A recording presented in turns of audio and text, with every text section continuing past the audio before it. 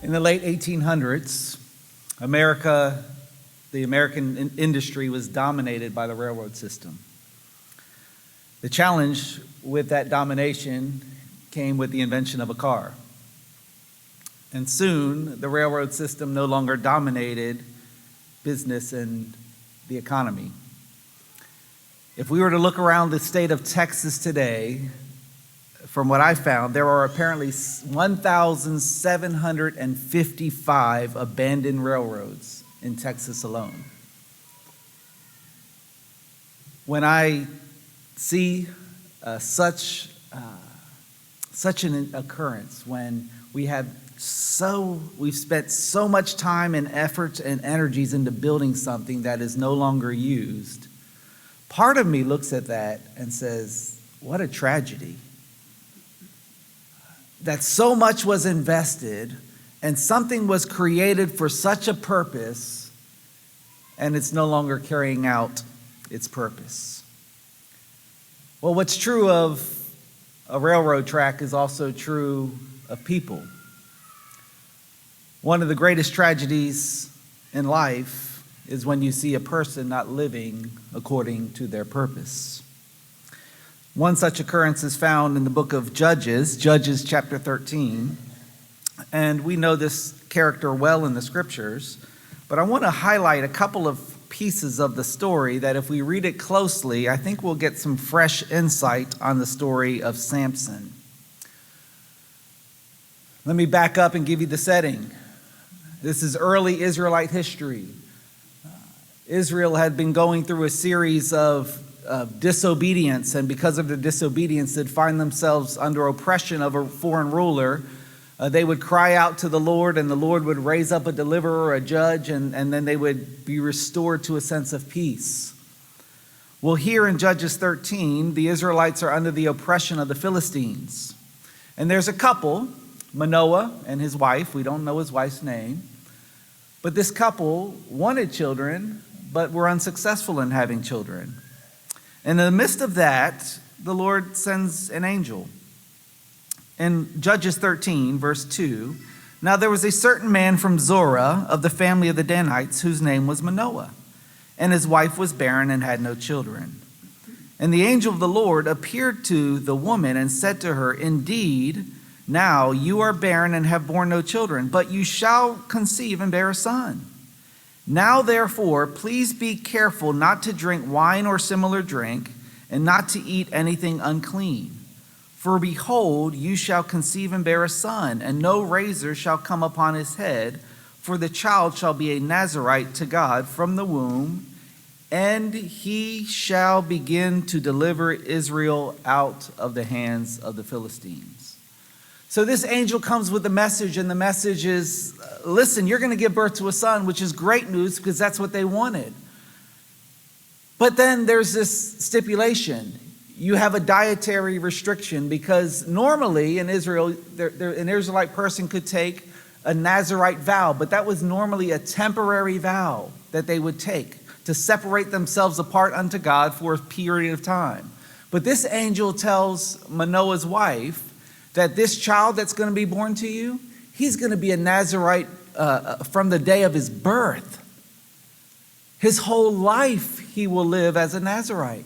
So part of that vow took really three key parts. One, dietary-wise, you're not supposed to drink wine or any strong drink.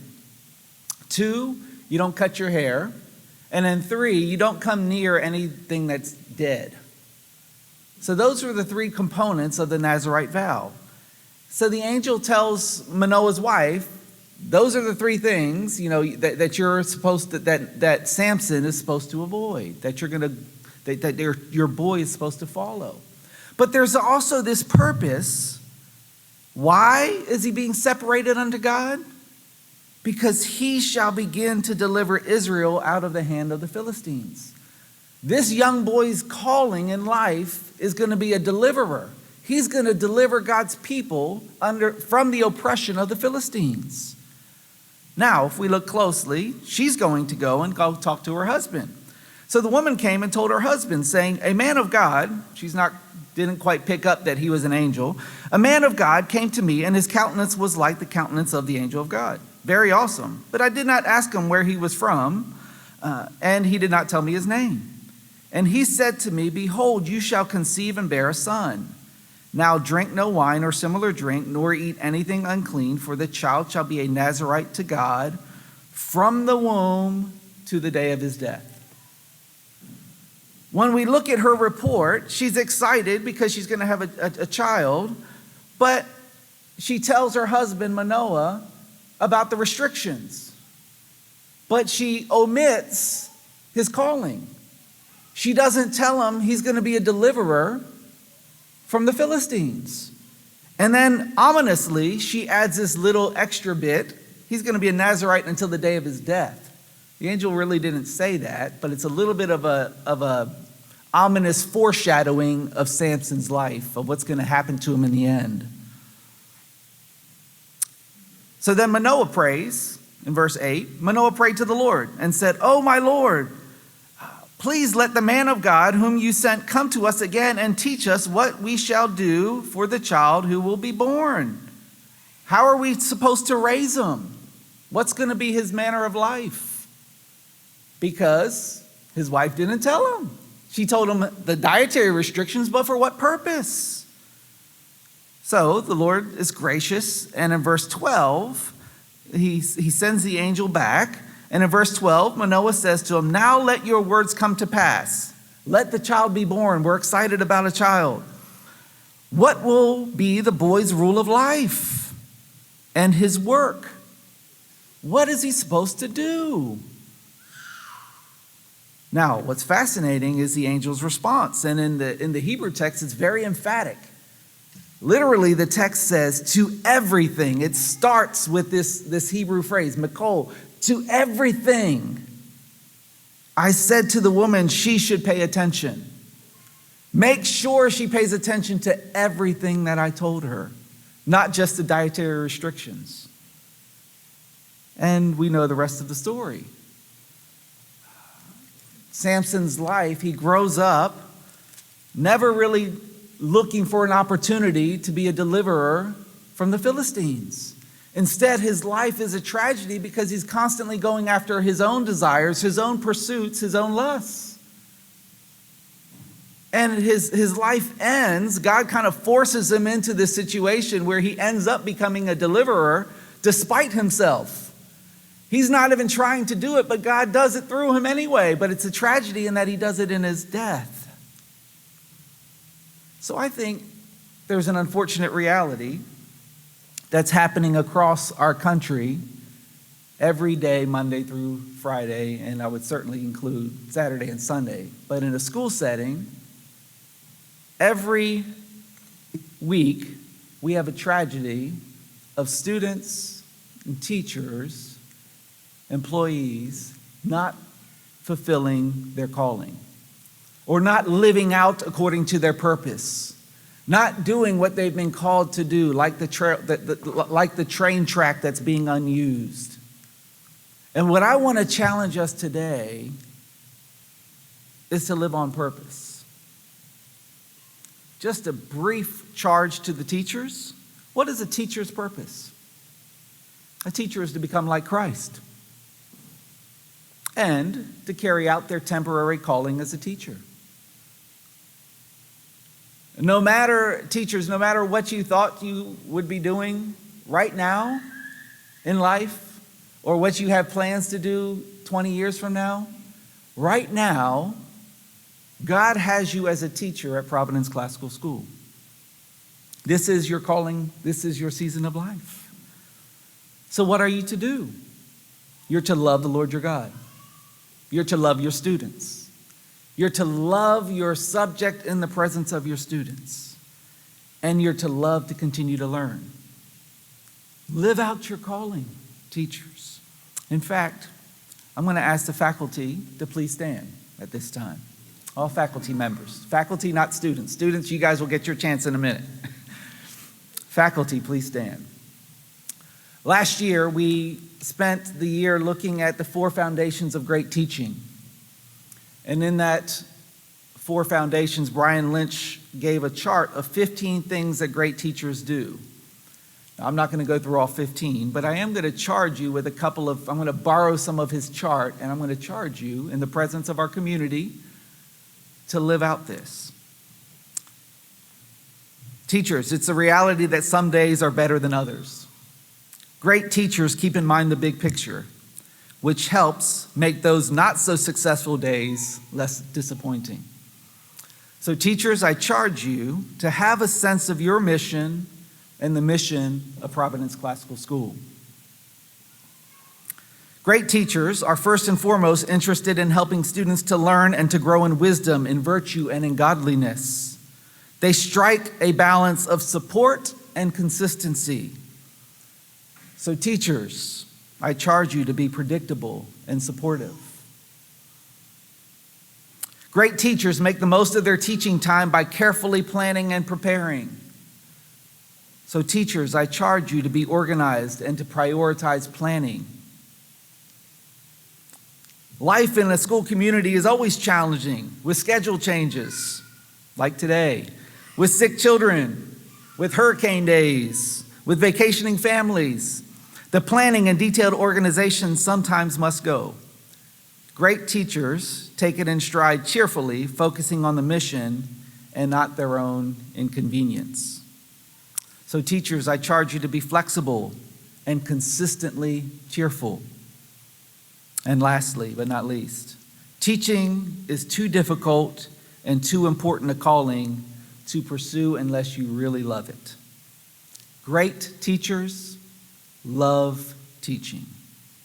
So teachers, I charge you to take joy in your calling. Amen? Amen. Teachers, you may be seated. Well, students, what's a student's purpose?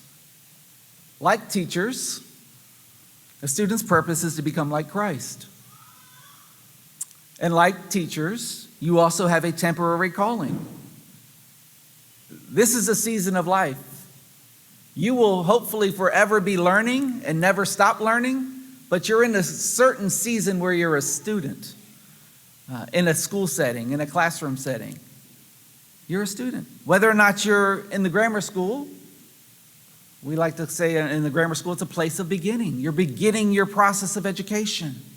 Or if you're in the logic school, you're learning to be in a place of belonging as you're going through the process of the beginning stages into becoming a young man and a young woman. Or in the rhetoric school, where you're in a place of becoming that young man, that young woman who can fulfill the mission to impact the culture for Christ, who can be a model of the portrait of a graduate, someone who's known for their character, who's known for their knowledge, their discernment, and their communication. That's your calling. So, students, I'm going to ask you to please stand.